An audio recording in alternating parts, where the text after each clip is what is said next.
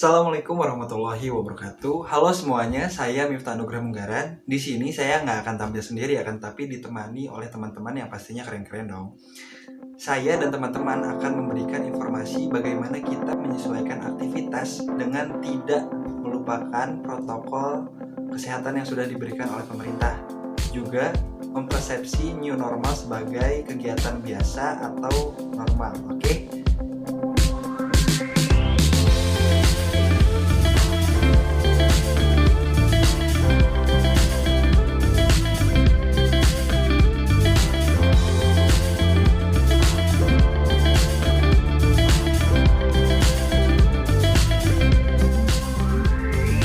COVID-19 atau virus corona bisa menimbulkan beragam gejala pada pengidapnya.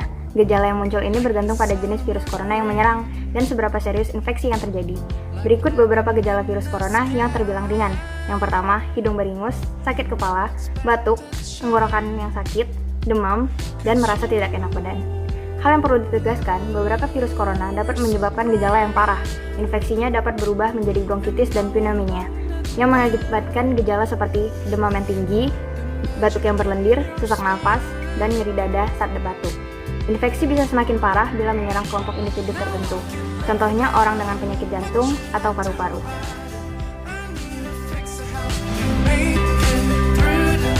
Penyakit ini terjadi di kota Wuhan, Cina pada akhir Desember 2019. Setelah itu, COVID-19 menular secara cepat antar manusia dan menyebar luas ke beberapa negara, termasuk Indonesia, hanya dalam beberapa bulan.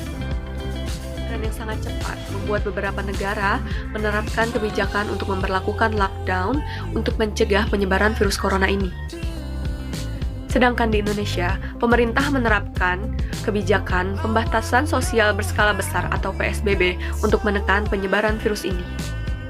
COVID-19 disebabkan oleh SARS-CoV-2, yaitu virus jenis baru dari coronavirus yang menginfeksi sistem pernafasan. Corona bisa menyebabkan infeksi pernapasan ringan ataupun sedang, seperti flu, dan juga bisa menginfeksi sistem pernapasan dan juga paru-paru. Awalnya ditularkan dari hewan ke manusia.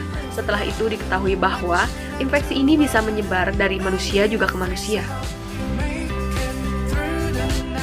Pandemi adalah suatu wabah penyakit global yang menurut World Health Organization atau WHO, pandemi dinyatakan ketika penyakit baru menyebar di seluruh dunia dengan melampaui batas. Ada banyak contoh dalam sejarah, tetapi yang paling terbaru adalah penyakit COVID-19. Pandemi yang mirip flu ini dinyatakan oleh WHO pada tanggal 12 Maret 2020. Nah, istilah pandemi ini menurut KBBI dimaknai sebagai wabah yang berjangkit serempak di mana-mana dengan ruang lingkup geografis yang sangat luas. Dalam pengertian yang paling klasik, ketika sebuah epidemi menyebar ke beberapa negara atau wilayah dunia. Nah, wabah penyakit yang masuk dalam kategori pandemi adalah penyakit menular dan memiliki garis berkelanjutan. Maka jika ada kasus yang terjadi di beberapa negara lain, selain negara asalnya, akan tetap dikategorikan sebagai pandemi. Pandemi umumnya diklasifikasikan sebagai epidemi terlebih dahulu yang penyebaran penyakitnya cepat dan suatu wilayah tertentu. Sebagai contohnya seperti wabah virus penyakit Zika yang terjadi di Brazil pada tahun 2014 yang menyebar ke Karibia dan Amerika Latin yang merupakan epidemi. Dan contoh lainnya seperti wabah virus Ebola yang terjadi di Afrika Barat pada tahun 2014 sampai 2016. COVID-19 dimulai sebagai epidemi di Cina sebelum menyebar ke seluruh dunia dalam hitungan bulan dan menjadi pandemi. Meski demikian, epidemi tidak selalu menjadi pandemi dan tidak selalu memiliki transisi yang cepat atau jelas. Sebagai contoh, HIV dianggap sebagai epidemi di Afrika Barat selama beberapa dekade sebelum menjadi pandemi pada akhir abad ke-20.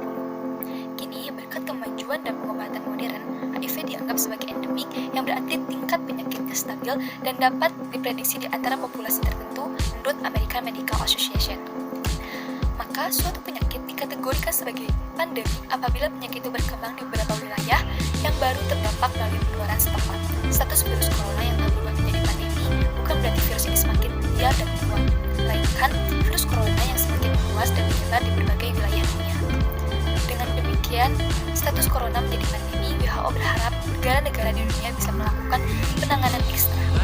Terhitung pada tanggal 16 Maret 2020 sudah terdapat 169.610 kasus virus corona di seluruh dunia dengan total kematian sebanyak 6.518 dan total sembuh sebanyak 77.746.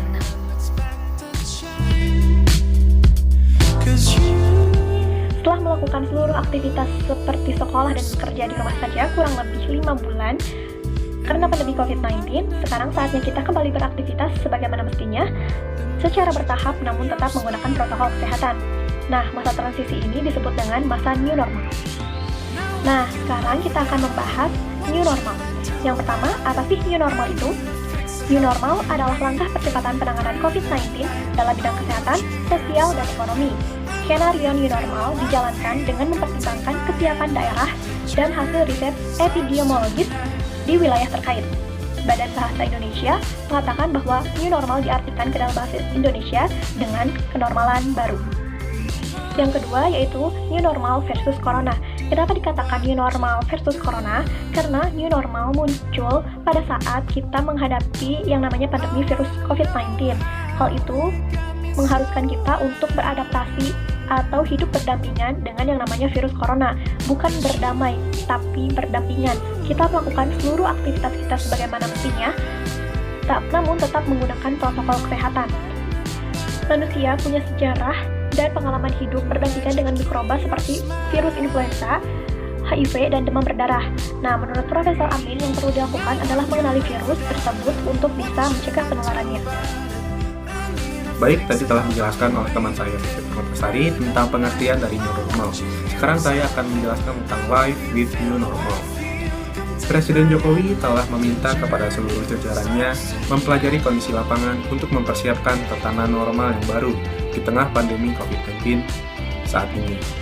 Sekarang sudah ada 4 provinsi serta 25 kabupaten atau kota yang tengah bersiap menuju new normal. Penerapan new normal ini nantinya bersamaan dengan pendisiplinan protokol kesehatan yang dikawal oleh jajaran TNI dan Polri. Selanjutnya, tatanan normal yang baru ini akan diperluas jika dinilai efektif dalam mencegah COVID-19.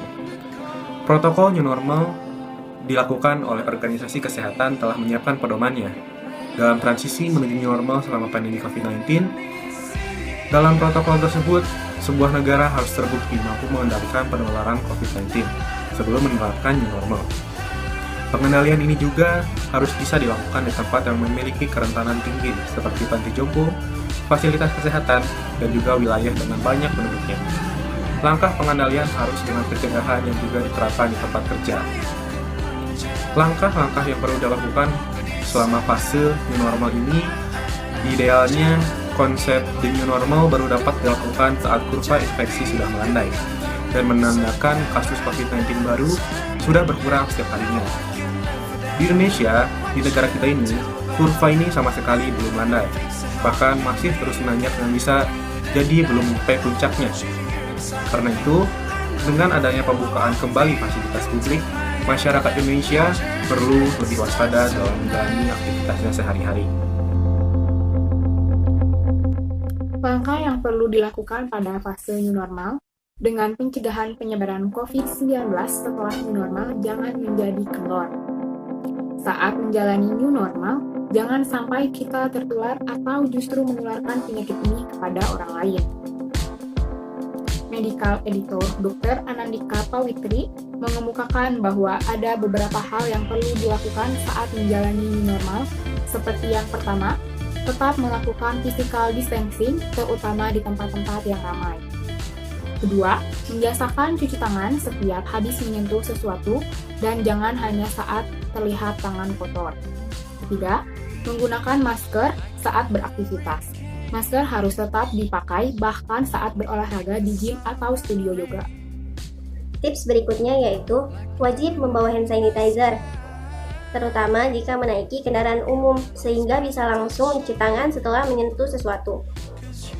Membatasi aktivitas di luar rumah meski tempat publik sudah dibuka. Membeli bahan kebutuhan sekaligus untuk 1 minggu atau 1 bulan jika memungkinkan, sehingga tidak perlu bolak-balik lagi ke supermarket. Mengutamakan opsi belanja online atau mencari toko yang tidak ramai pembeli. Menghindari keramaian dan lebih berhati-hati ketika bepergian terutama bagi lansia. Untuk lansia, jika terpaksa harus bepergian, harus lebih cermat dan sebisa mungkin menghindari tempat yang ramai. Nah, sekarang udah tahu dong apa aja hal-hal yang harus diperhatikan selama new normal. Saya Miftah dan teman-teman pamit undur diri, sekian dan terima kasih.